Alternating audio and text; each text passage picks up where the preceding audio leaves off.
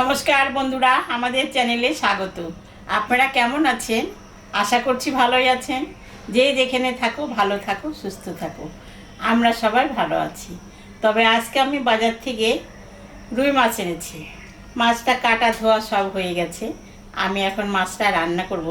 মাছটা আমি কারি রান্না করব।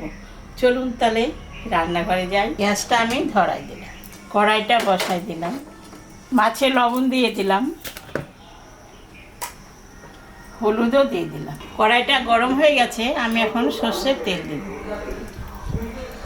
তেলটা গরম হয়ে গেছে, আমি এখন মাছ ভাজব।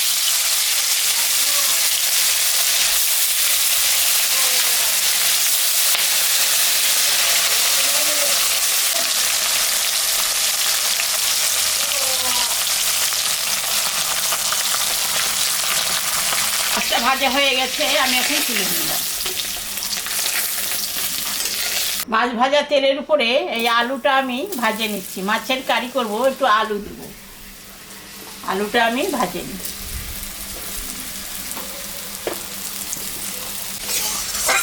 আলুটা ভাজা হয়ে গেছে, আমি এখন আলুটা তুলে নেব।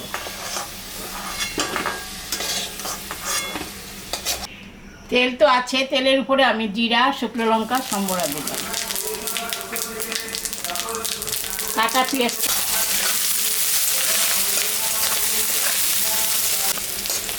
পেঁয়াজটা ভাজা ভাজা হয়ে গেছে, এখন আমি মশলাটা দিয়ে দেবো।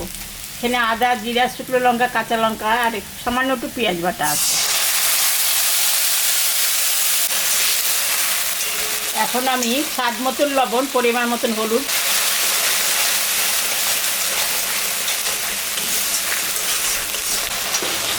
এখন আমি ভাজা আলুটা দিয়ে দেবো, দিয়ে কষাবো।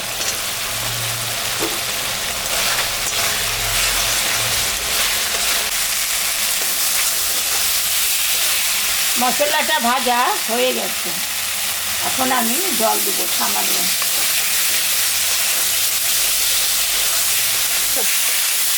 হয়ে গেছে, আমি এখন সামান্য জল দিয়ে দেবো। ঢাকাটা দিয়ে দিই, 10 মিনিট জলটা ফুটুক, তারপরে মাছটা দেব। ঢাকাটা আমি তুলে নিলাম, 10 মিনিট হয়ে গেছে,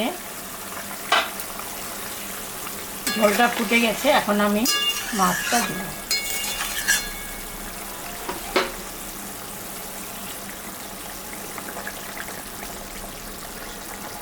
ঢাকাটা আমি তুলে নিলাম, 10 মিনিট হয়ে গেছে, ঝোলটা ফুটে গেছে, এখন আমি মাছটা দেব।